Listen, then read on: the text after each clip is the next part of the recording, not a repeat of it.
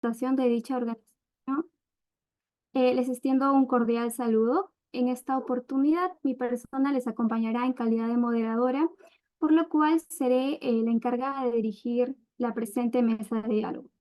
Antes de comenzar, quisiera comentarles algunas indicaciones a tener en cuenta durante el desarrollo de la mesa de diálogo.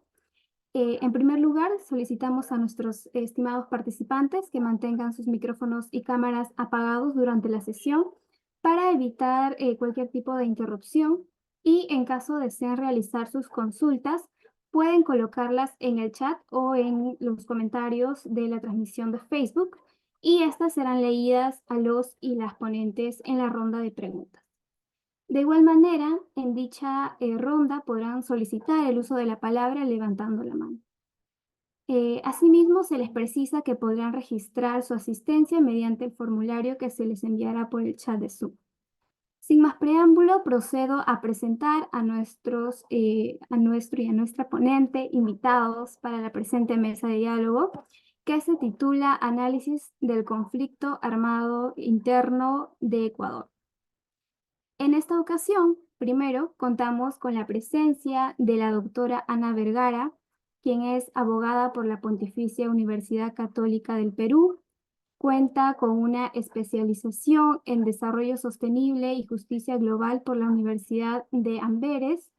Ha trabajado en temas relacionados a tratados, derechos humanos y género en diversas instituciones públicas. Asimismo, contamos con la presencia del doctor Felipe Barranzuela, quien es analista legal de la Dirección General de Tratados del Ministerio de Relaciones Exteriores del Perú. Es miembro de la Comisión Revisora de Tratados y otros instrumentos internacionales y del Grupo de Revisión para el Análisis, Registro y Clasificación de Instrumentos Internacionales de la Cancillería peruana.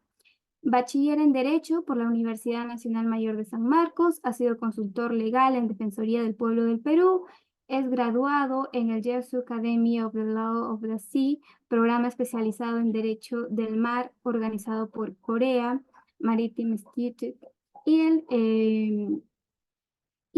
bueno, ha participado en el curso de Derecho Internacional y Cambio Climático, organizado por la Universidad Autónoma de México y la Secretaría de Relaciones Exteriores de México. Eh, bueno, habiendo culminado con la presentación de nuestros estimados ponentes, damos por inaugurada la presente mesa de diálogo y se le cede el uso de la palabra a la ponente Ana Vergara por el espacio de 15 minutos. Adelante, doctora. Muchas gracias, Lucero. Muchas gracias a todos los miembros del Círculo de Derechos Humanos de la Universidad Nacional Mayor de San Marcos por la invitación, así como a todas las personas que están asistiendo y nos están viendo a través de Facebook por el interés que tienen, de hecho, sobre estos temas que son muy familiares por ser parte de nuestra región. Creo que mandé unas diapositivas, no sé si puedan proyectarlas, por favor. Si me podrías ayudar con eso, por favor. Muchas gracias, Lucero.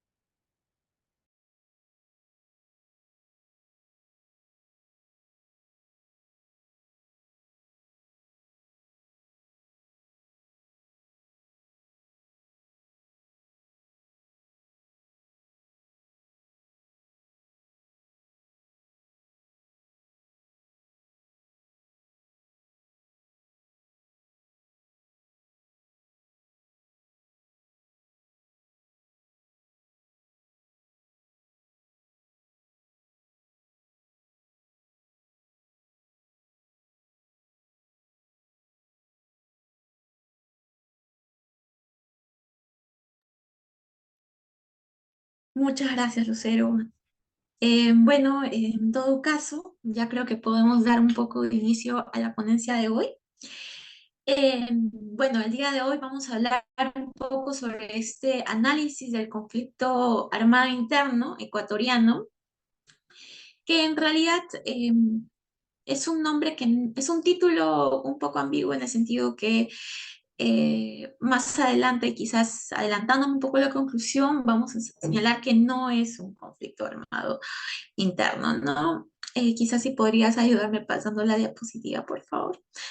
Entonces, esta ponencia en realidad tiene esta estructura un poco. Primero vamos a hablar sobre los antecedentes que justamente van a generar este reconocimiento de la existencia de un conflicto armado en Ecuador.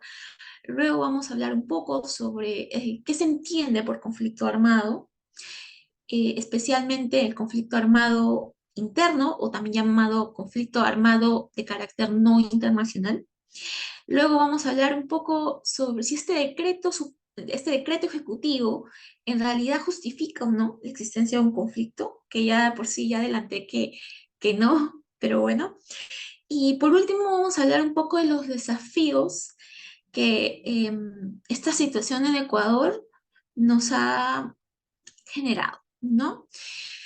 En primer lugar, somos conscientes que Ecuador pasa por una alta ola de criminalidad últimamente, ¿no? Esto básicamente por un tema de tráfico ilícito de drogas.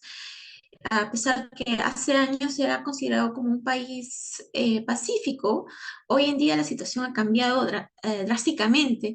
No solamente ellos, sino también hace días, o bueno, en enero pasado vimos que también había una crisis dentro de los de centros penitenciarios, ¿no? En lugar de que las fuerzas policiales sean los que controlen y vigilen estos centros penitenciarios, parecía que en realidad las personas detenidas tenían el control, ¿no? Luego empezamos a ver en vivo y en directo una toma de rehenes de periodistas y empleados del canal público TC Televisión. Esto sí, quizás fue el punto más visible de esta crisis y todos estos sucesos justamente hicieron que surgiera o se emitiera, mejor dicho, el decreto ejecutivo número 111, en donde el presidente de Ecuador, Daniel Noboa, va a declarar no solamente el estado de excepción, sino también el reconocimiento de un conflicto armado interno en el Ecuador, ¿no? Y además desarrolla en la exposición de motivos los fundamentos que van a motivar esta declaratoria. Yo me voy a concentrar más que todo en el reconocimiento de un conflicto armado interno, sin perjuicio que podamos comentar un poco sobre el estado de excepción. Porfa, la siguiente lámina. Muchas gracias. Entonces, como habíamos comentado, en primer lugar tenemos que entender qué se entiende, qué vamos cómo calificar una situación o no como un conflicto armado, ¿no? Es un concepto que es propio del derecho internacional humanitario, que por sí es un conjunto de normas y principios que por razones humanitarias trata de limitar los efectos de los conflictos armados, es decir, las hostilidades, ¿no? Si nosotros nos vamos a los principales tratados de derecho internacional humanitario, que son los 4 convenios de Ginebra, así como sus protocolos adicionales, no vamos a identificar una definición de conflicto armado. Y es así en donde, gracias a la jurisprudencia como fuente auxiliar del derecho internacional, es que nos va a brindar una definición, especialmente el caso enigmático y muy simbólico, el caso muy simbólico, que es el caso TAI, emitido por el Tribunal Penal para la ex Yugoslavia, definición que va a ser empleada a lo largo de incluso los comentarios del Comité Internacional de la Cruz Roja, ¿no? La definición básicamente indica que va a existir un conflicto armado cuando se recurre a la fuerza entre estados o hay una situación de violencia prolongada entre autoridades gubernamentales y grupos armados organizados o entre estos grupos dentro de un estado.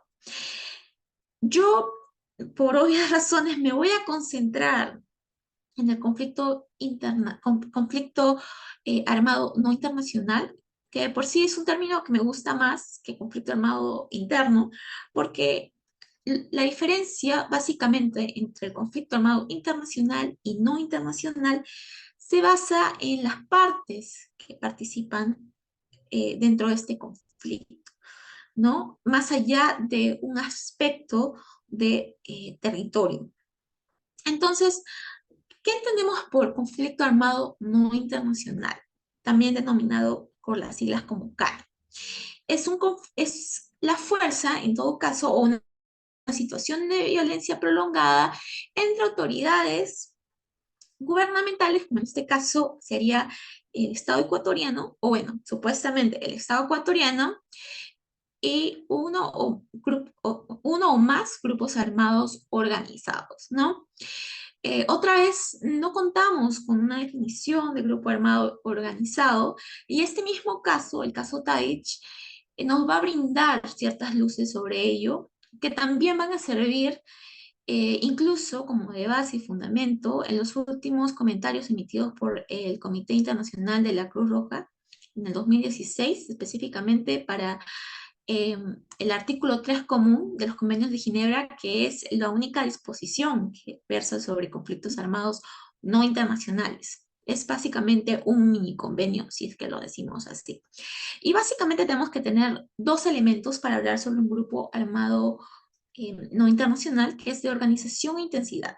Organización en el sentido que debe haber una estructura de mando, es decir, debe haber una estructura que nos permita identificar ciertas jerarquías, ciertas medidas disciplinarias dentro de una misma estructura. No necesariamente tienen que tener el mismo nivel que los grupos, que las Fuerzas Armadas de un Estado, porque se entiende que no hay una similitud, digamos, o digamos, hay una relación desbalanceada entre ambos en ese aspecto, pero sí la capacidad para implementar o conducir, planificar operaciones militares. Y en cuanto a la intensidad, se va a entender este elemento más que todo cuando existan enfrentamientos eh, sostenidos, pero no solamente sostenidos, sino enfrentamientos colectivos con en este caso, los grupos con las fuerzas armadas de un Estado, a tal punto que ya no, se sobrepasa un umbral de simples disturbios internos o simples tensiones esporádicas, ¿no? Los elementos no son tan simples de identificar a veces. Entonces es por eso que la jurisprudencia internacional también otra vez nos está apoyando con elementos o también denominados factores indicativos que van a ser desarrollados en múltiples jurisprudencias como Haradinaj, Poskowski y Tarkulovsky y Limag, en donde nos van a dar ciertos factores que nos van a permitir visibilizar cuando estamos ante estos elementos de organización e intensidad. Un ejemplo claramente en la organización es no solamente la estructura de mando, sino también, por ejemplo, tener un líder visible que sea un portavoz del grupo, también que puedan ser capaces de concertar acuerdos de paz o acuerdos de cese al fuego, tener no solamente acceso a equipo militar, sino también entrenamiento, reclutamiento. eh, Como vemos, son básicamente estos factores que nos van a ayudar a visibilizar si hay o no este elemento de organización. Y en cuanto a la intensidad, hay otros elementos también mencionados en estos casos, que son básicamente la gravedad de los ataques, qué tipo de armas se usan, si es que las Fuerzas Armadas del Estado están participando, porque eso también nos indica qué tan intenso puede ser el conflicto, quizás el número de personas fallecidas, el número de personas que se ven obligadas a huir de una parte del territorio, o incluso si el tema viene siendo abordado por el mismo Consejo de Seguridad. Siguiente lámina, por favor, Lucero.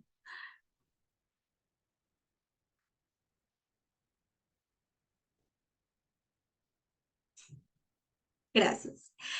Bueno, entonces vamos un poco al medio del asunto. ¿Hay o no un conflicto armado no internacional en Ecuador?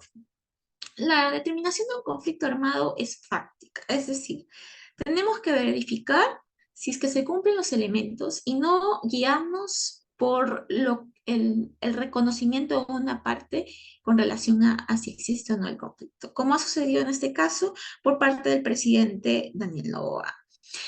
Em, si verificamos el decreto ejecutivo 111, hay una parte de una exposición de motivos y hablaba poco sobre la criminalidad que viene pasando Ecuador, pero no se identifica claramente a qué se refiere, si es, o mejor dicho, si es que estos grupos, que son como 10 grupos o más que se mencionan en el decreto ejecutivo, cumplen o no con estos elementos de organización e intensidad.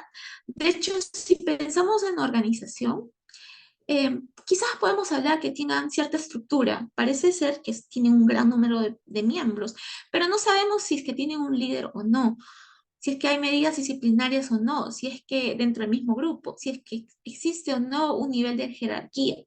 Y con relación a la intensidad, si bien es cierto, se puede verificar que eh, eh, han existido sucesos o enfrentamientos, en todo caso, por parte de los grupos con no solamente la policía, sino incluso ya con las Fuerzas Armadas, todavía no se ha visto un umbral que justamente colme este elemento, ¿no?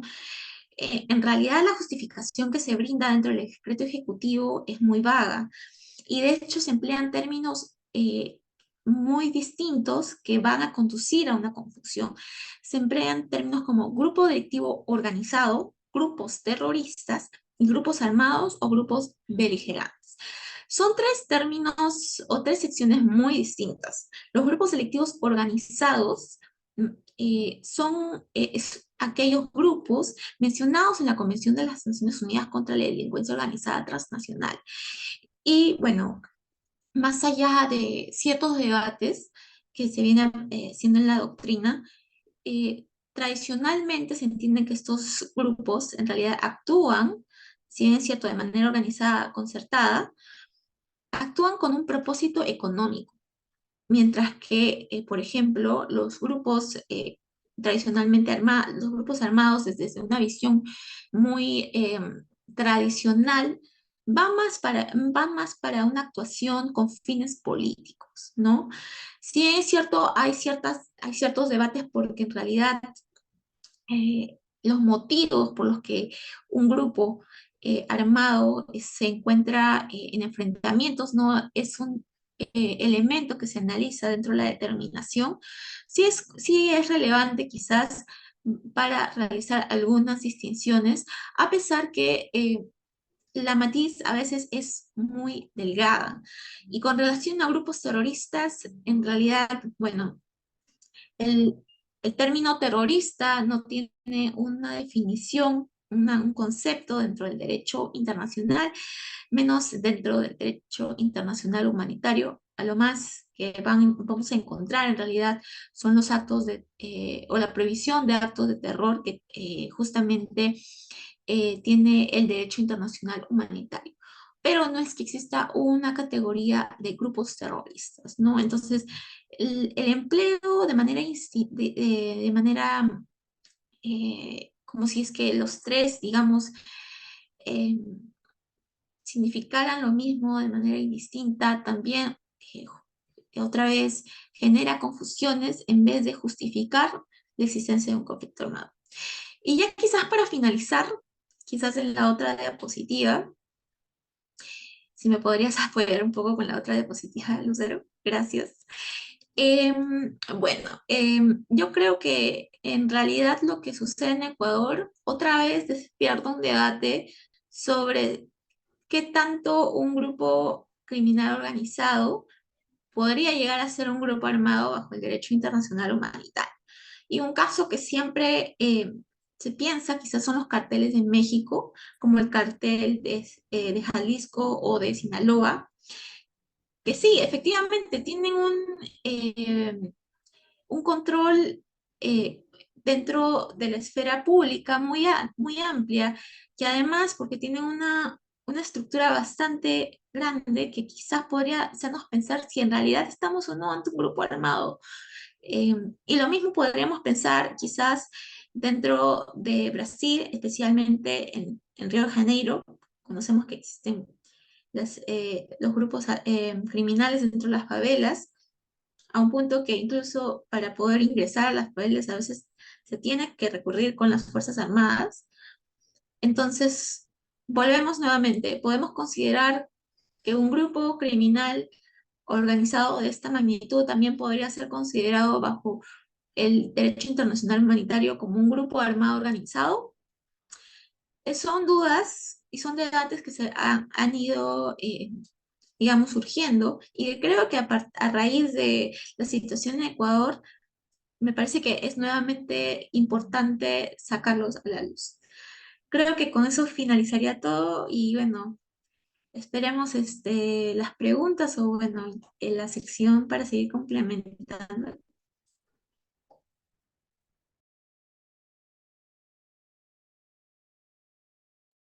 Bien.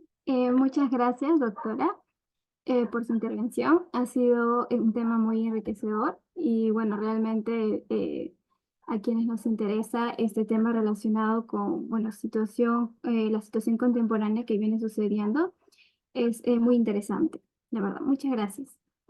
Bueno, ahora le cedo el pase al ponente Felipe Barranzuela, también por el espacio de 15 minutos. Adelante.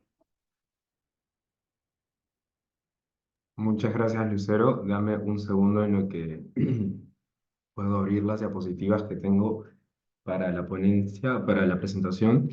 Primero, muchísimas gracias. Mientras abro mi diapositiva, muchísimas gracias por la invitación para formar parte de esta mesa de diálogo. Bueno, esta mesa del curso especializado en Derechos Humanos. Muchas gracias al Círculo por la invitación.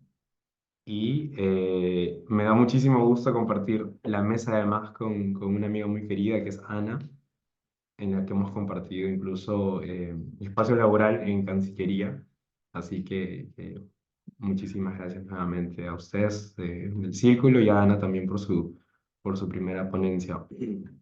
Quiero aquí,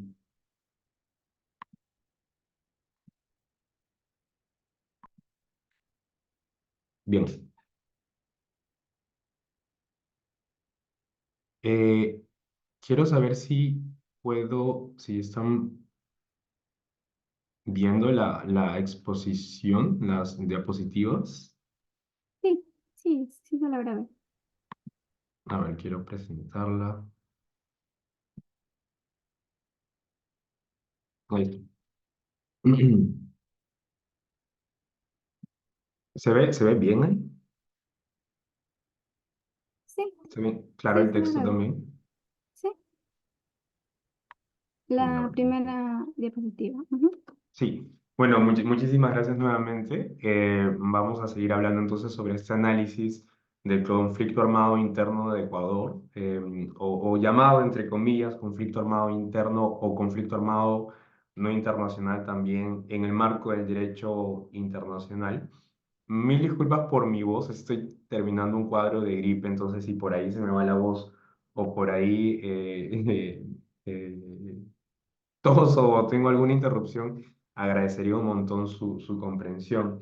Bueno, el contexto al inicio también de su presentación ya lo comentó Ana, eh, y más o menos para volver al tema del decreto 111 emitido el 9 de enero del 2024, en el contexto de toda esta grave situación de criminalidad y de actos de violencia dentro de Ecuador, se emitió este decreto 111 el 9 de enero del 2024. Este decreto complementa el decreto 110 que fue emitido el 8 de enero, un día antes, y que lo que básicamente hace es declarar el estado de excepción, ¿no? Vamos a ver un poquito eso al final cuando comentemos en las últimas líneas de esta presentación lo relativo a los derechos humanos, pero quería primero comentar el decreto 111 muy en línea de lo que ya dijo Ana también. El artículo 1 de este decreto señala reconocer la existencia de un conflicto armado interno sobre la base de la parte considerativa del presente decreto y la normativa vigente aplicable. Su artículo 4 identifica a grupos de crimen organizado transnacional como organizaciones terroristas y actores no estatales beligerantes, ¿no? Además, el artículo 5 señala que se ordena a las Fuerzas Armadas ejecutar operaciones militares bajo el derecho internacional humanitario y respetando los derechos humanos para neutralizar a los grupos identificados en el artículo 4 del presente decreto ejecutivo. Entonces, lo que señala este artículo es que las Fuerzas Armadas de Ecuador actuarían entonces en el marco de los derechos humanos, pero también del derecho internacional humanitario, lo que es muy conforme en principio, así puesto formalmente, a que es muy conforme a una situación de conflicto armado no internacional. Pero vamos a ver también, como bien lo señaló Ana, vamos a seguir viendo si es que correspondía o corresponde que un conflicto armado no internacional sea declarado mediante un decreto en el derecho interno de un Estado y si estamos o no, de acuerdo incluso a especialistas en derecho internacional ecuatorianos, si estamos o no frente a un conflicto armado no internacional en este caso. Primero, quería empezar introduciendo el derecho internacional humanitario, ¿no? Que está constituido por todas estas normas que tienen por el objeto, como objeto regular los conflictos armados y proteger a las personas y los bienes que no forman parte de dichos conflictos de carácter internacional y no internacional. Esos son los términos técnicos que se utilizan en el derecho internacional humanitario y en el derecho internacional en general también. Además, el derecho internacional humanitario regula los métodos y medios de desarrollo de las hostilidades y aplica los principios, diferentes principios como los de trato humano, de humanidad, de distinción, de precaución, proporcionalidad, entre otros.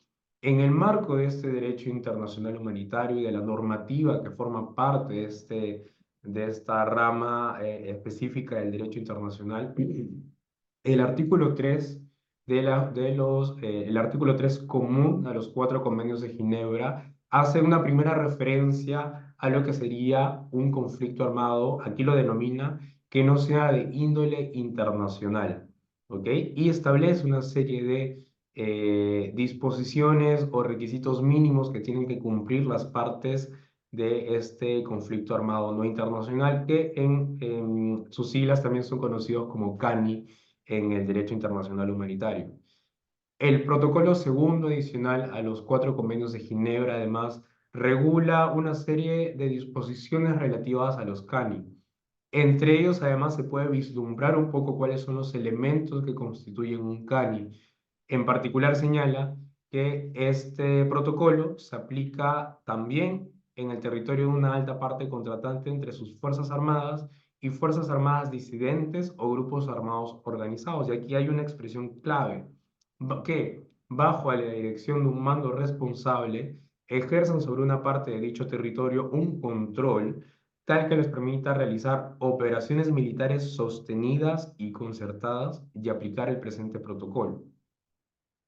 Entonces, un primer elemento a resaltar aquí es que en el caso ecuatoriano se declaró el CANI mediante un decreto, ¿no? Como vimos al inicio, mediante el decreto 111 del 9 de enero, se declaró en su primer artículo la existencia de un conflicto armado interno sobre la parte considerativa del presente decreto y se invocó al derecho internacional humanitario en su artículo 5.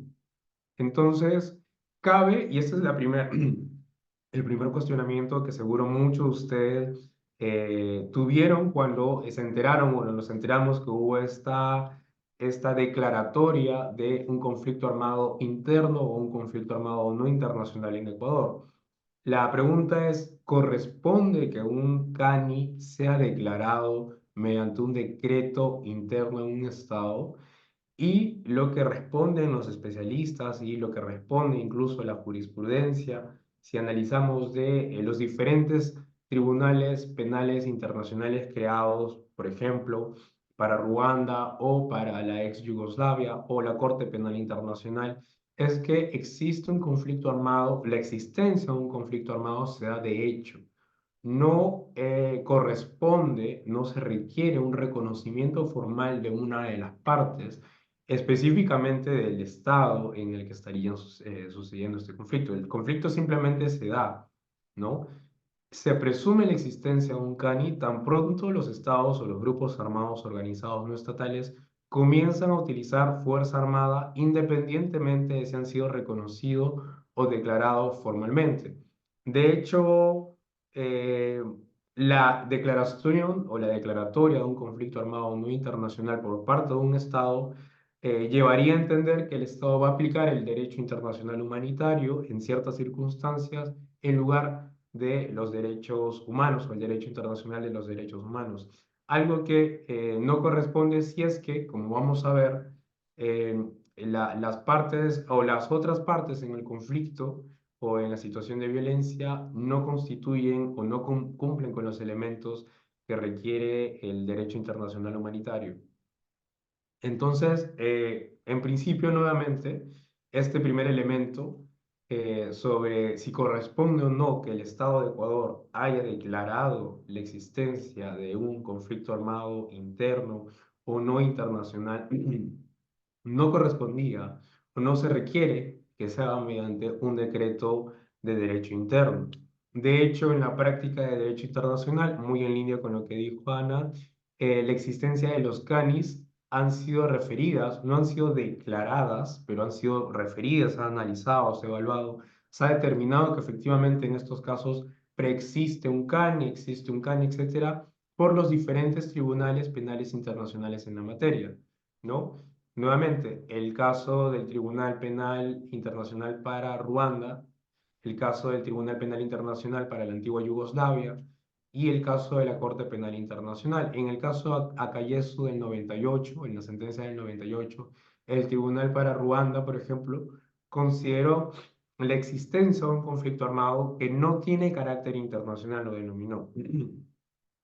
En el caso Haradinaj, el Tribunal Penal Internacional para la ex Yugoslavia o la antigua Yugoslavia, también determinó o mm, hizo la referencia para analizar el caso y determinar las violaciones o no por parte de los actores, que existía un conflicto armado de carácter no internacional, ¿no? Y, y de la misma manera en la Corte Penal Internacional y en el caso Naganda del 2019, también determinó que existía un CANI. También hizo referencia, perdón, a la existencia de un CANI.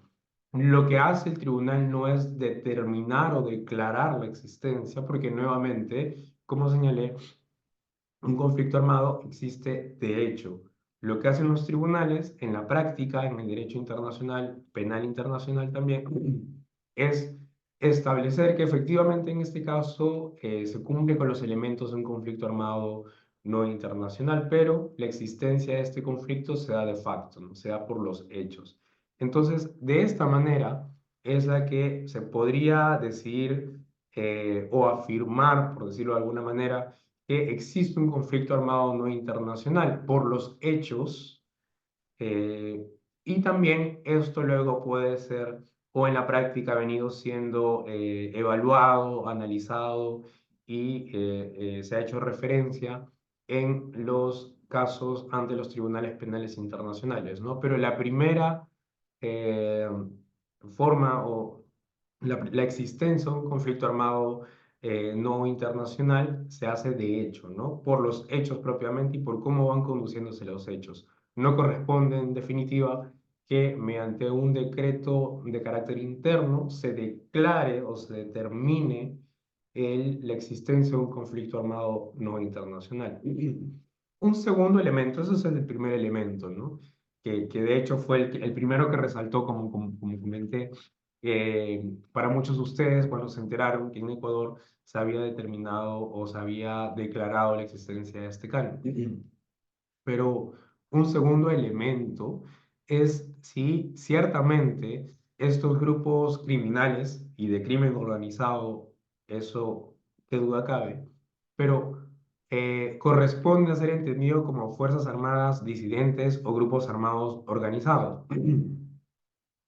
Y aquí hay que tener en cuenta la definición o estos elementos que hacen referencia en el segundo protocolo adicional a los convenios de Ginebra, que señala que la existencia de fuerzas armadas, señala que como requisito en los CANIS se encuentra la existencia de fuerzas armadas disidentes o grupos armados organizados que bajo la dirección de un mando responsable ejercen sobre una parte de dicho territorio un control tal que les permita realizar operaciones militares sostenidas y concertadas.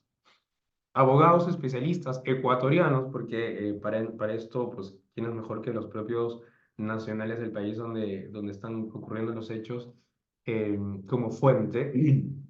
Abogados especialistas en derechos humanos y en derecho internacional humanitario de Ecuador han afirmado que no se cuenta con este elemento, con estos elementos con relación a las fuerzas que estarían cometiendo estos actos de criminalidad y violencia en Ecuador.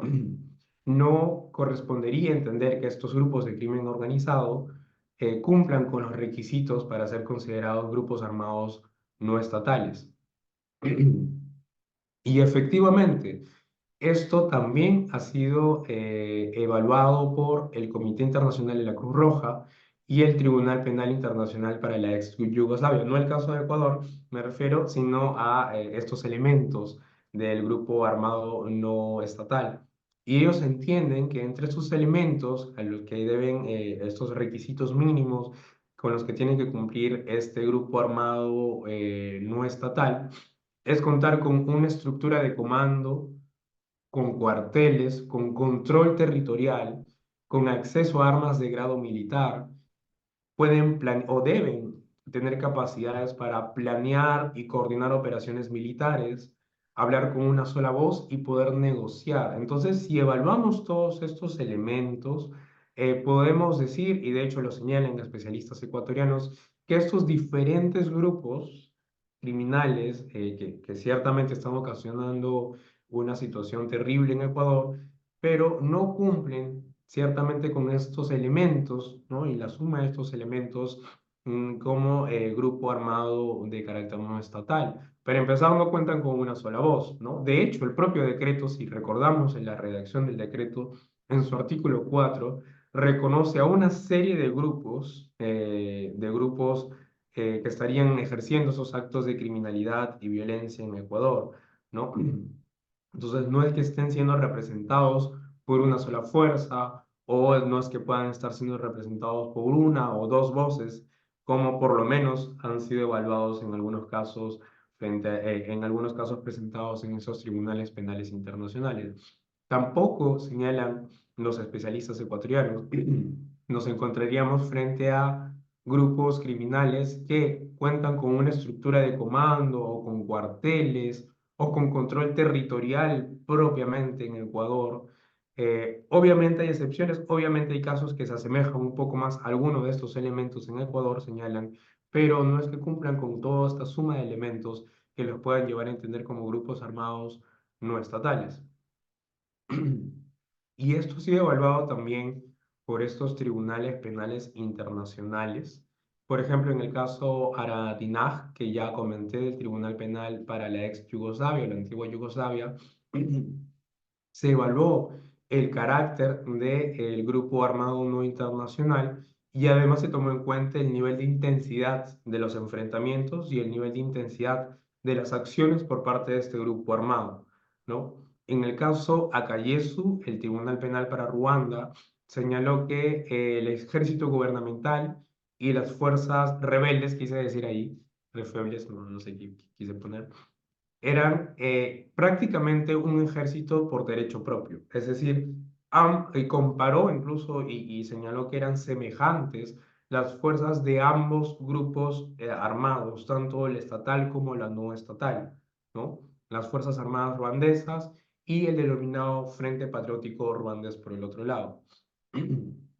Y con mayor claridad, en el caso Naganda, la Corte Penal Internacional también tomó en cuenta que los grupos armados que estaban combatiendo contra el Congo, que era la Unión de Patriotas Congoleños y las Fuerzas Patriotas para la Liberación del Congo, contaban con una sede, contaban con una estructura militar formal, contaban con rangos, con unidades de comandantes, poseían artillería pesada y operaba como una fuerza armada bien organizada.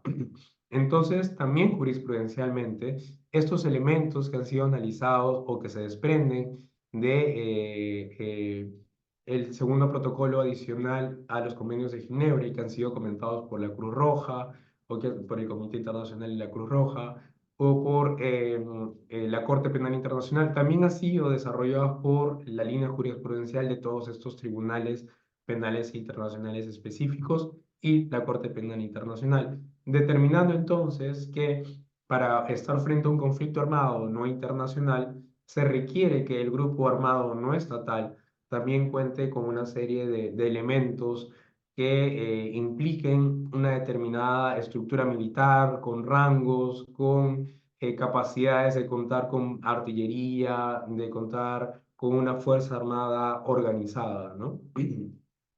Entonces, ese es un segundo elemento que ciertamente lleva a entender que en el presente caso, de acuerdo a lo que señalan incluso propios especialistas ecuatorianos en la materia, no estaríamos, si hablamos de Ecuador, frente a la existencia de un conflicto armado de carácter no internacional. ¿Ok?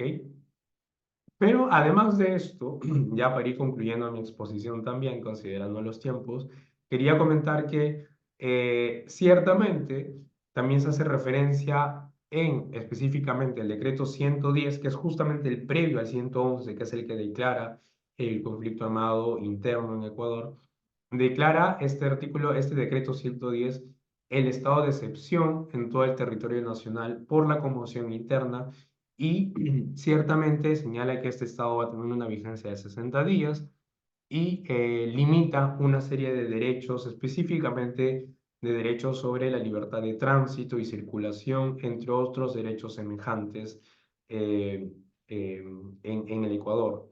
Esto, en principio, y de un análisis muy general, sí parecería estar o parecería ser conforme si hablamos de esta evaluación de este caso, del caso de Ecuador, no el caso del decreto 111, sino el caso del decreto 110. En principio, en Ecuador sí estarían siendo, por el momento, de manera preliminar, actuando de conformidad con, por ejemplo, el artículo 27 de la Convención Americana sobre Derechos Humanos, que señala que en determinados casos, como en caso de guerra, peligro público o otra emergencia, se pueden adoptar disposiciones que en la medida y por el tiempo estrictamente limitados suspendan obligaciones contraídas por la Convención, es decir, derechos establecidos en la Convención Americana. Y de hecho, en el artículo, en el literal numeral 2 de este artículo 27, señalan aquellos derechos que no pueden ser vulnerados en estos estados de excepción, en estos estados de suspensión de derechos. Algo que ciertamente parecería sí ser conforme con el decreto 110 del Ecuador, que justamente, como comenté, es el decreto previo al decreto que declara el conflicto armado no internacional o no, o conflicto armado interno, como lo denominan ellos, ¿no? Ese es en líneas generales el análisis que podría comentarles y entiendo que ahora vamos a la parte de preguntas y consultas del público. Muchas gracias. Sí, muchas gracias, doctor Barranzuela. Sin duda ha sido una ponencia interesante. Y bueno, habiendo culminado con la primera ronda de intervenciones, a continuación procederemos a dar inicio a la ronda de réplica, en la cual contarán con un tiempo de 7 minutos para comentar las intervenciones de los demás ponentes o agregar argumentos a su intervención principal. Dicho ello, le cedo la palabra a la doctora Ana Vergara. Doctora, adelante, por favor. Muchas gracias, Lucero. Bueno, yo también quiero eh, saludar a mi amigo Felipe. Hace tiempo no lo veía, la verdad, pero qué lindo verlo en esos espacios. De hecho, sí habíamos conversado sobre el tema, hemos intercambiado varios puntos de vista y comentarios muy interesantes, de los cuales me gustaría ahora compartirlos con ustedes. En primer lugar, por ejemplo, Felipe nos ha mostrado en adición al artículo 3 común de los convenios de Ginebra, el protocolo adicional segundo, ¿no? Yo sobre eso me gustaría precisar algo, ¿no? Eh, los elementos de organización e intensidad de un grupo armado organizado deben en principio cumplir con estos, o sea, se tiene que cumplir con estos dos elementos, ¿no? Y el artículo 3 común es un artículo que tiene un ámbito de aplicación más extenso que en el que encontramos en el protocolo adicional segundo. ¿Por qué lo digo? Porque, por ejemplo, para empezar, solamente se habla sobre estos dos elementos y además, ya de lo que hemos visto en la definición en TADICH, no solamente se puede hablar sobre un CANI entre grupos o autoridades gubernamentales en un estado con un grupo armado, sino también entre dos grupos armados. Si vamos al protocolo adicional segundo, en realidad el ámbito de aplicación es un poco, es menor, no es tan amplio como en el caso de en artículo 3 común. ¿Por qué? Por las razones que ha dicho Felipe en realidad, ¿no? Porque además de organización e intensidad, lo que se solicita también es tener un mando responsable y adicionalmente a ello un control territorial, un control de una parte del territorio. Entonces el umbral es mucho mayor. ¿No? Y otro aspecto adicional es que el protocolo adicional segundo se aplica únicamente a esos canis entre eh, eh, fuerzas armadas de un estado y un grupo armado organizado, no entre dos grupos armados organizados. Y bueno, adicionalmente también porque es una fuente convencional, ¿no? Es decir, solamente se aplicará a los estados que hayan ratificado el protocolo adicional segundo. Pero me parece muy pertinente la mención porque justamente uno de los aspectos que menciona Felipe como parte de, digamos, las opiniones que dan los propios especialistas ecuatorianos, también se habla un poco sobre esto del control que estos grupos tendrían. El segundo punto quizás también que me gustaría comentar un poco es sobre esta interrelación entre el DIH y VIH. Hemos señalado, bueno, Felipe ha explicado muy bien que efectivamente se aplica el derecho internacional de los derechos humanos. Pero entiendo yo que el reconocimiento bajo este decreto ejecutivo 111, lo que se busca es aplicar el derecho internacional humanitario y eso sí tiene unas implicancias importantes, ojo, no solamente porque simplemente se aplica el derecho internacional humanitario a los convenios de Ginebra, sino porque, por ejemplo, en el marco de los derechos humanos, el uso de la fuerza bajo los principios de Naciones Unidas sobre, digamos, el uso de la fuerza bajo los funcionarios encargados de hacer cumplir la ley, tiene que seguir ciertos principios. Principio de legalidad, principio de necesidad y proporcionalidad, y de manera excepcional van a utilizar las armas, la fuerza, ¿no? Las armas letales en ciertas ocasiones. Pero eso es gradual y es muy excepcional. En el cambio, en el derecho internacional humanitario, las cosas cambian un poco, la lógica cambia. ¿Por qué? Porque primero son otros principios que se tienen que aplicar. El principio de decisión, de precaución, de proporcionalidad, de humanidad. Pero acá estamos hablando también que sí se puede emplear la fuerza contra el enemigo, es decir, a esa persona o ese miembro del grupo armado que está aplicando, que está participando directamente de las hostilidades o que tiene una función de combate continuo, ¿no? Entonces, ahí sí yo podría emplear la fuerza porque yo tendría una ventaja militar. No hay este aspecto de gradualidad para poder emplear la fuerza. Yo puedo emplear la fuerza, obviamente se tiene que hacer este uso de fuerza siguiendo ciertos principios, ¿no? Por ejemplo, que sea alguien que sí esté participando en hostilidades y no un civil, de manera proporcional, es decir, que no cause, digamos, que no cause daños excesivos, que no cause daños superfluos e innecesarios, ¿no? Entonces, la lógica un poco acá es distinto. No significa que no se aplique el derecho internacional de los derechos humanos, pero digamos que desde el ámbito del enfoque de complementariedad, si estamos ante una circunstancia excepcional como un conflicto armado, el DIH es el que se va a aplicar, pero también se va a aplicar de manera complementaria el DIDH. Sin embargo, con esta declaratoria o este reconocimiento de la existencia de un conflicto armado, lo que se busca es justamente pensar que los miembros de estos grupos armados en realidad serían objetivos militares válidos y legítimos, ¿no? Y lo último quizás que para culminar es que realmente aliento un poco este debate que ha salido sobre los grupos criminales transnacionales. ¿Por qué? Porque, como había comentado, tradicionalmente se pensaba que había una distinción sobre la base del fin económico o lucrativo que estos buscaban y que de hecho el protocolo de Palermo lo indica cuando se define que es un grupo delictivo transnacional. Pero eso tiene también no es una línea, es una línea delgada. ¿Por qué? Y me voy a basar un poco en el caso colombiano. Por ejemplo, en el marco del caso colombiano, uno de los grupos armados que había era el Ejército de Liberación Nacional, si no me equivoco, el ELN, que en principio no realizaba, era un grupo armado con fines políticos, es decir, tenía, perdón, o sea, su finalidad última era ser parte del gobierno, o sea, es decir, básicamente derrocar al gobierno actual, pero más adelante van a verificar, por ejemplo, que ciertas actividades económicas lucrativas, como por ejemplo lo que es la venta de drogas, les va a sonar atractivo y también van a participar en ciertos aspectos de ello, ¿no?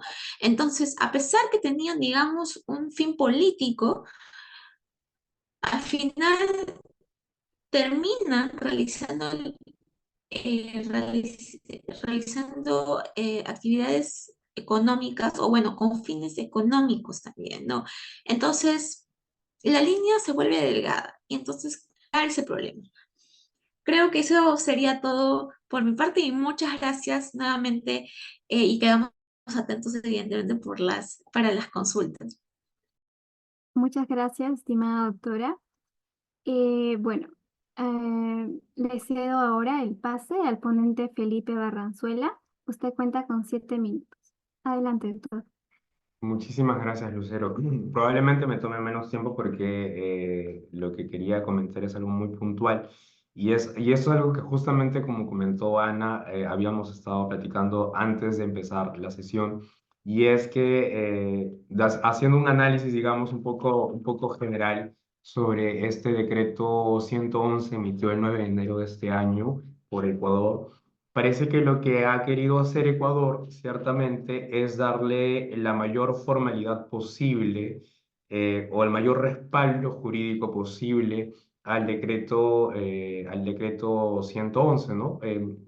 Justamente porque lo que han buscado es de diferentes ramas del derecho internacional o incluso del derecho regular y superponer con esto diferentes regímenes legales, ¿no? Por ejemplo, por ahí hay esta declaratoria de estado de excepción que está siendo, digamos, dentro del marco de lo establecido por el Pacto de Derechos Civiles y Políticos o por la Convención Americana sobre Derechos Humanos, específicamente el artículo 27 de esta convención. El régimen internacional del terrorismo o de los instrumentos o la normativa relativa a actos de terror, como mencionó Ana, porque no hay una definición propiamente o técnica de terrorismo. La regulación transnacional de crimen organizado había apuntado aquí también, ¿no? Y el derecho internacional humanitario. Entonces, lo que ha hecho Ecuador es hacer un poco de una mezcla de diferentes regímenes jurídicos o legales y superponerlos en este decreto 111. Algo que ciertamente era un poco más claro en el decreto 110, que lo que hace básicamente es declarar el estado de excepción y digamos de un análisis general de este decreto 110, si es más conforme a, por ejemplo, el artículo 27 de la Convención Americana establece el estado de excepción por una temporalidad en particular, que eran 60 o 90 días, si mal no recuerdo. Establece qué derechos van a ser limitados y respeta lo establecido en el artículo 2 del artículo, perdón, en el literal, numeral 2 del artículo 27 de la Convención Americana. Entonces, hasta ahí digamos que sí quedaba un poco más claro, hasta el decreto 110, que se marcaba dentro de estos estados de excepción por una situación de emergencia, podría entenderse.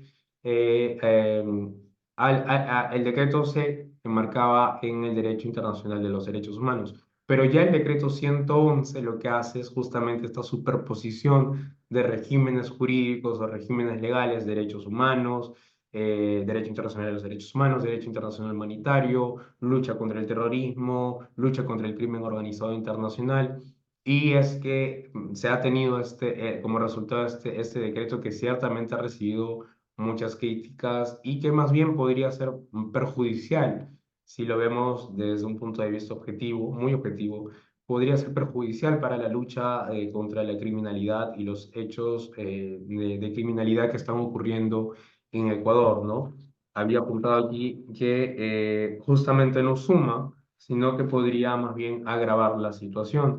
Sen- eh, mm, Justo lo que comentábamos con Ana era que sentimos que querían resolver un poco la situación, siendo ya no solamente retóricos, es decir, no solamente meramente formalistas, sino también querían darle un sustento o el mayor sustento jurídico formal que pudiese, a diferencia de México, por ejemplo, que todo es muy retórico, muy de discurso, pero no es que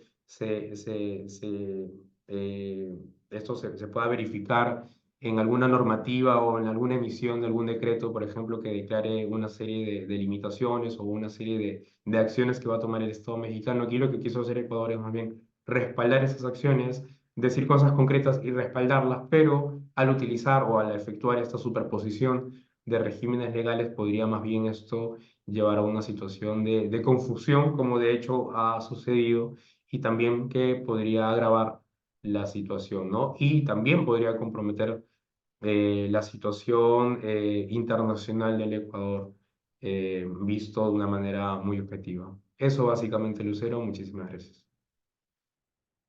Muchas gracias a usted, doctor Barranzuela. Y bueno, habiendo finalizado la ronda de réplicas, se les invita nuevamente a que puedan realizar sus preguntas mediante el chat o si desean oralizar sus preguntas también. En el chat tenemos una pregunta de Luis León.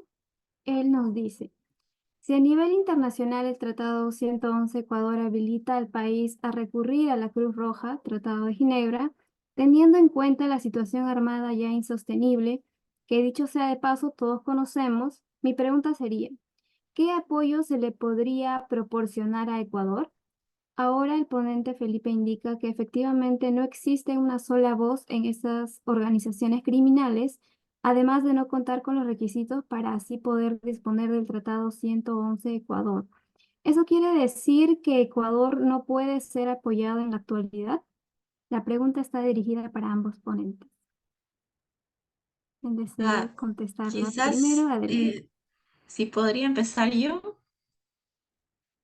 Eh, Gracias. Bueno, voy a tratar de entender la pregunta o de hacerla más, sintetizarla. Entiendo que digamos, lo que se busca con la pregunta es saber si el Comité Internacional de la Cruz Roja podría dar cierto apoyo en el caso ecuatoriano. Bien, eh, aquí hay una cuestión muy simple. El Comité Internacional para la Cruz Roja, en los casos de conflicto armado no internacional, de hecho sí puede brindar sus servicios para poder, digamos, ingresar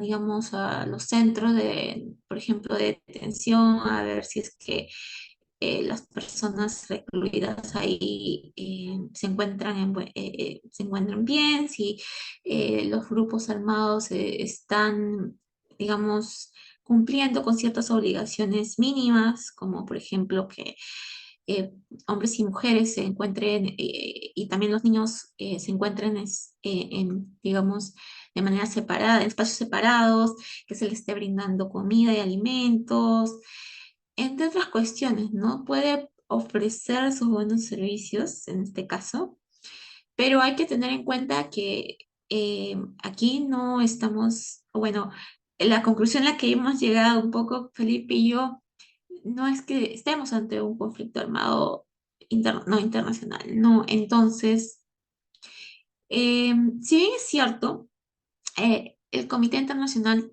para la Cruz Roja tiene digamos, un rol líder cuando estamos ante conflictos armados. Eso no quita que también puedan dar cierto apoyo en el marco de otras situaciones de violencia, como es en este caso, ¿no? Otras situaciones de violencia es la denominación que se le otorga, digamos, a las situaciones que no ingresan dentro de la calificación de conflicto armado. No va a tener un rol líder, si lo decimos de esta manera, porque ellos básicamente ingresan cuando se trata de conflictos armados, pero sí pueden brindar cierta asistencia técnica, eh, lo que se encuentre dentro de su mandato, ¿no? En realidad es ello. Eh, pero el derecho aplicable en este caso va a ser el derecho internacional de los derechos humanos y no el derecho internacional humanitario. Eso sí hay que tenerlo muy en cuenta, ¿no? Sobre todo por el rol que tiene el CICR. No sé si Felipe quieras añadir algo a la respuesta. Claro que sí, Ana. Bueno, me parece que ha respondido muy bien la consulta que se formuló. Eh, y nuevamente, como bien señaló Ana, reiterar que incluso también de acuerdo a especialistas ecuatorianos en la materia, no estaríamos en principio frente a un conflicto de carácter, un conflicto armado no internacional, ¿no? No se constituiría un conflicto armado no internacional y por ende no se aplicaría el derecho internacional humanitario, sino, como bien se señaló, el derecho internacional de los derechos humanos. Pero incluso si a futuro, porque obviamente ninguna situación impide que a futuro no se pueda establecer o no se pueda estar frente a un conflicto armado no internacional, imaginemos que estos grupos se organizan, comienzan a tener una voz más uniforme, comienzan a tener, se estructuran, ¿no? Y realizan todos estos elementos que habíamos ya comentado en la exposición y podrían entenderse como un grupo armado no estatal. La intervención de la Cruz Roja siempre va a ser en el marco de sus competencias, ¿no? Y bajo el principio fundamental de neutralidad que tiene el Comité Internacional de la Cruz Roja. Entonces, no es que vaya a intervenir en el territorio de Ecuador eh, a favor de alguno de los dos, ¿no? Sino en el marco de sus competencias y con base en el principio de neutralidad. Eh, pero eso en el caso hipotético de que luego se presente un conflicto armado no internacional porque los grupos se organizan y terminan considerándose o terminan cumpliendo con estos elementos de grupo armado no estatal, que no es el caso actual, ¿no? El caso actual estaría dentro de casos que no son conflictos armados no internacionales en el que se aplica el derecho internacional de los derechos humanos. Por supuesto que Ecuador, en el marco y con base en su soberanía estatal, podría solicitar acciones de cooperación o de apoyo a la comunidad internacional, pero nuevamente repito, siempre dentro de el respeto de los derechos, del derecho internacional de los derechos humanos y en el marco de la soberanía de Ecuador como Estado soberano, valga la redundancia, ¿no? Eso para complementar. Mm, Muchas gracias.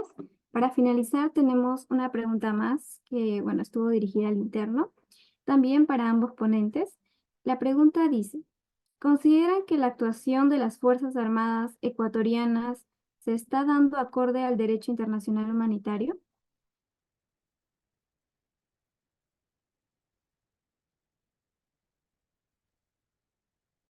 Gracias por la pregunta.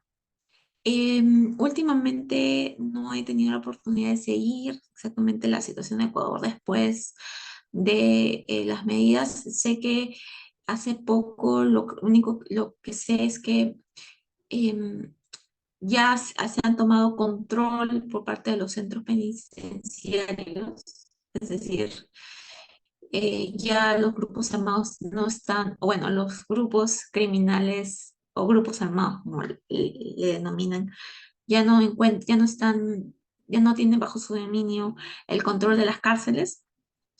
Con relación en todo caso a la participación de las Fuerzas Armadas, em, hay que tener en cuenta que las Fuerzas Armadas, como parte de las fuerzas gubernamentales en sí de una de las partes del conflicto, en este caso Ecuador, tiene que seguir con una serie de principios, incluso en cuanto a los ataques a los objetivos militares que ellos consideren que les va a brindar la ventaja. Es decir, imaginemos ante un eh, miembro de este grupo armado, si es que es si es que es un miembro que tiene una función continua de combate, es decir, por ejemplo, es una persona que se encarga, es el líder o es uno de los líderes que se encarga de la planificación de ciertos ataques esenciales. Evidentemente, las Fuerzas Armadas podrán realizar un ataque contra esta persona.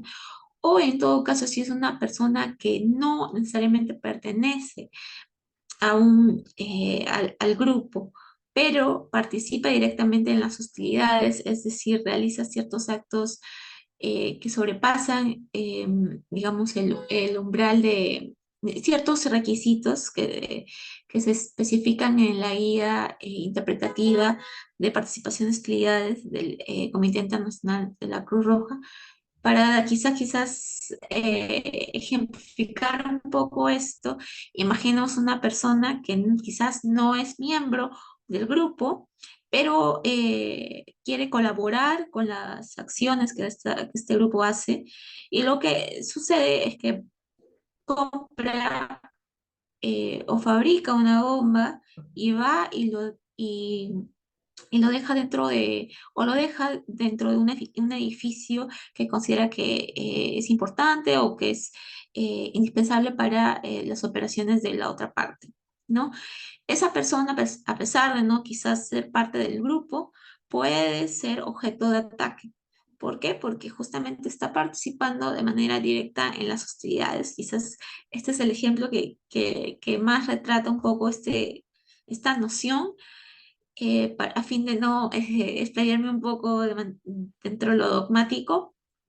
Entonces, las Fuerzas Armadas sí podrán, en ese caso, dirigir su ataque. Tal como lo dijo Felipe, los ataques que realizan las Fuerzas Armadas tienen que respetar ciertos principios, como el de distinción, es decir, atacar a los que eh, participan en hostilidades o que tienen función continua de combate, en el caso de los CANIS. Precaución, tomar todas las medidas precautorias posibles antes de dirigir un ataque. Proporcionalidad, no generar daños excesivos con relación a la ventaja militar que voy a obtener. Y el principio de humanidad, que es básicamente eh, no generar daños superfluos o innecesarios a otra persona, ¿no? En este caso, como hemos dicho, no consideramos que se aplica el derecho internacional humanitario. Sin embargo, esas son las conductas que deben guiar, o mejor dicho, los principios que hemos mencionado son los pilares que deben guiar la conducta de las Fuerzas Armadas. Y en complemento de lo que dijo Ana, y justamente trayendo a colación esta última referencia a los derechos, al derecho internacional de los derechos humanos, actualmente el Ecuador, incluyendo por supuesto sus Fuerzas Armadas, está llamado a cumplir en principio el derecho internacional de los derechos humanos, ¿no? No tanto así el derecho internacional humanitario, sino porque, bueno, no se encuentra en una situación, como ya hemos señalado, de conflicto armado. Tiene que respetar en principio el derecho internacional de los derechos humanos. Ya les habíamos comentado también que existe esta decisión 110 que fue previa a la decisión 111 en la que se declara el estado de excepción. se establecen cuáles son las limitaciones en cuanto a garantías y en cuanto a derechos de conformidad, que en principio aparentemente es conforme con esta decisión 110, no la 111, sino la 110, es conforme con el artículo 27, numeral 2 de la Convención Americana, que enlista aquellos derechos que no pueden ser restringidos en un estado de excepción o un estado de emergencia. Entonces, en principio, formalmente, si hablamos de esta decisión 110, parecería sí estar conforme con el derecho internacional de los derechos humanos. No obstante, sí se han venido dando algunos casos en los que aparentemente las Fuerzas Armadas, la Policía Nacional del Ecuador también, habría actuado en algunas circunstancias de manera un poco desproporcional, ¿no? Frente a esto, el Alto Comisionado de las Naciones Unidas, por ejemplo, ha hecho un llamamiento a Ecuador a que cumpla con el derecho internacional y los derechos humanos, con las obligaciones internacionales del Ecuador en el marco de este estado de excepción, que ciertamente es legítimo, ¿no? El estado de excepción es legal y es legítimo y es conforme con el derecho internacional de los derechos humanos, pero ciertamente en la práctica eh, podrían estarse dando casos de uso desproporcionado de la fuerza, de casos de uso desproporcionado de estas facultades con relación al estado de excepción que tendrían que irse investigando, ¿no? Ciertamente lo que señala tanto el artículo 27 como la Comisión Interamericana de Derechos Humanos o la Corte Interamericana de Derechos Humanos es que los estados, cuando declaran estos estados de excepción, valga la redundancia, están llamados a cumplir con mayor atención, por decirlo, las diferentes garantías, ¿no? Incluso enumera cuáles son estas garantías que no se pueden limitar bajo ninguna circunstancia. Está el habeas corpus, está los recursos de amparo, entendido en el marco del sistema interamericano, por supuesto, y una serie de derechos y garantías que no pueden verse limitados o restringidos, ¿no? Entonces, eso en conclusión, como para complementar lo que señaló Ana con relación al al DIH, el derecho al que está llamado Ecuador a cumplir en primera instancia es el derecho internacional de los derechos humanos y estas son las circunstancias en las que se ha venido dando, ¿no? Formalmente parece que sí se ha venido cumpliendo, pero en la práctica han habido casos de aparente desproporcionalidad que han sido ciertamente notados por diferentes instancias en el sistema universal y el sistema interamericano de derechos humanos, y que también, de acuerdo a lo que he venido checando, es que también han merecido la apertura de investigaciones por parte del Ministerio Público de Ecuador y también investigaciones ya a un nivel judicial de posibles actos de proporcionalidad con relación al cumplimiento de las facultades de los operadores estatales, ¿no? Muchas gracias, estimados ponentes. Y bueno, una vez más reiterarles nuestro más sincero agradecimiento por su participación el día de hoy. Eh, Esperamos poder contar con ustedes en futuros eventos. Realmente estamos muy agradecidos en que hayan aceptado nuestra invitación y bueno, de parte de todo el Círculo de Derechos Humanos, remitirles nuestro más sincero agradecimiento. Y bueno, para finalizar, me invitaría a los ponentes a que nos brinden algunas palabras finales. Doctora Ana Vergara. Muchas gracias, Lucero. Bueno, en primer lugar, quizás agradecerle a todos y todas las personas que nos están viendo por mostrar ese interés en lo que está sucediendo en la región. Los y las aliento a todos y todas a que puedan seguir, digamos, cuestionando lo que sucede no solo en la región, sino también dentro de la comunidad internacional, a seguir quizás introduciéndose un poco más sobre el derecho internacional humanitario, la relación con el derecho internacional de los derechos humanos, pero también no solo desde una visión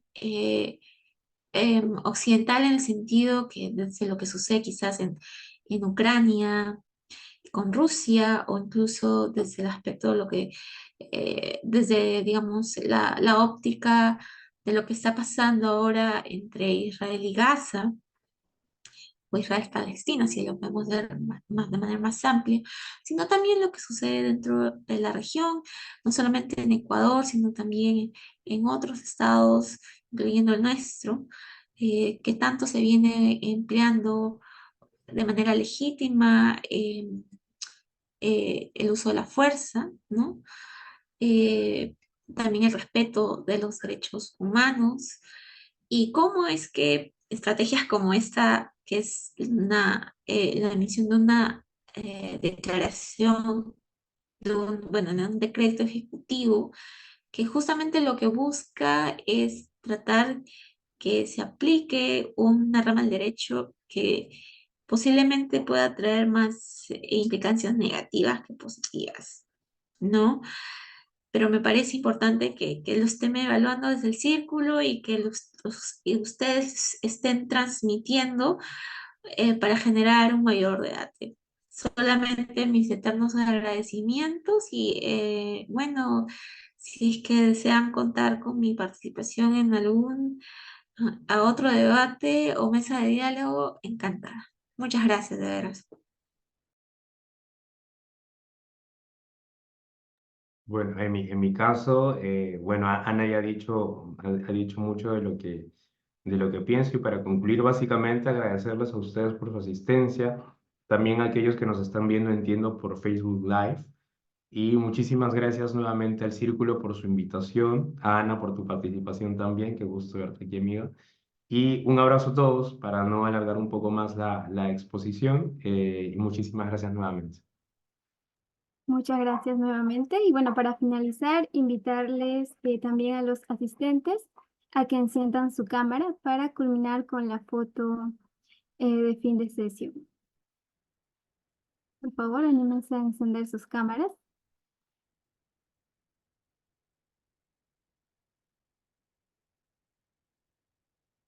Gracias, gracias que estén encendiendo.